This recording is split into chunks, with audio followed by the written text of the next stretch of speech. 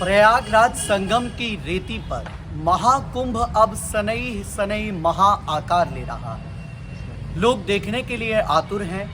बहुत सारे श्रद्धालु प्रयाग महाकुंभ की धरती पर पहुंच चुके हैं और बहुत सारे श्रद्धालुओं का अभी भी जाने का पूरा प्लान बन चुका है। लेकिन इस बीच प्रयागराज की वो खबर जो शायद हर एक व्यक्ति को पता होनी चाहिए, जो हर एक व्यक्ति के मन और मस्तिष्क में होनी चाहिए, वो खबर है कि आज जब सोशल मीडिया पर प्रयागराज कुंभ की जब भी किसी कवरेज या किसी खबर को खोलते हैं तो केवल 2 से 3 नाम ही सामने आते हैं। चाहे वो मोनालिसा यानी कि माला बेचने वाली हो, चाहे वो IITN बाबा जो अभय सिंह जिनका नाम है, चाहे फिर हर्षा रिछारिया हो जो सबसे खूबसूरत साध्वी हैं, चाहे फिर अजब गजब बाबाओं की कहानी।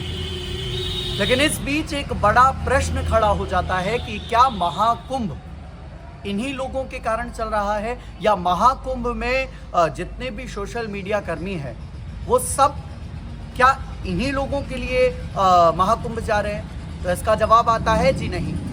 महाकुंभ में हमारे शंकराचार्य हैं, हमारे आचार्य हैं, महामंडलेश्वर हैं, ऐसे तमाम साधु संत हैं जो अपनी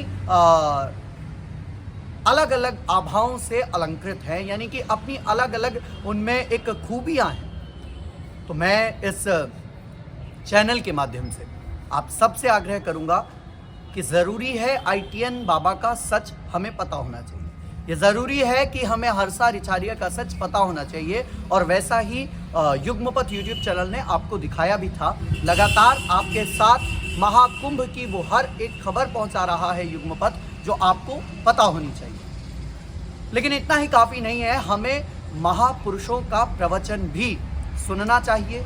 हमें ज्योतिपीठ के ज्योतिष पीठ के जो शंकराचार्य हैं, अभिमुक्तेश्वर आनंद गिरी जी महाराज शंकराचार्य भगवान के रूप में विराजमान है, उनको भी सुनना चाहिए। उनके यहाँ जो एक कार्यक्रम चल रहा है संसद का, उसमें भी प्रतिदिन नए विषय पर चर्चा हो रही है, प्रतिदिन एक नया मुद्दा उठाया जा रहा है। तो इन विषयों को भी हमें महाकुंभ में सुनना चाहिए, समझना चाहिए। न केवल वायरल लोगों को सुनना चाहिए बल्कि हमारे जो शंकराचार्य हैं, तमाम ऐसे साधु संत हैं जो महाकुंभ में दिव्य और भव्य अपना पंडाल बनाए हुए हैं और उसमें विराजमान हैं और अपनी बातों को जनता तक पहुंचा रहे हैं। तो मेरा सोशल मीडिया के सभी जितने भी इन्फ्लुएंसर हैं उन सब से आग्रह रहेगा कि आप इन सब को दिखाते हुए आप जितने भी शंकराचार्य हैं उनको भी मीडिया चैनल पर दिखाएं, बताएं और उनके भी कुछ इंटरव्यूज़ वगैरह चलाएं, क्योंकि केवल इन लोगों को सुनना ही हमारा मकसद नहीं है। हमारा मकसद है महाकुंभ में उन महाविभूतियों को सुनना जो वाकई महान विभूतियां हैं। खैर, आपका क्या मानना है? ये जितने भी लोग वायरल हो रहे हैं, क्या ये केवल वायरल होने का एक तरीका है या महाकुंभ को हाईलाइट करने का तरीका है या फिर और क्या हो सकता है इसके पीछे का मकसद? वो ज़रूर बताइएगा। तब तक के लिए दीजिए इजाज़त। बहुत बहुत धन्यवाद।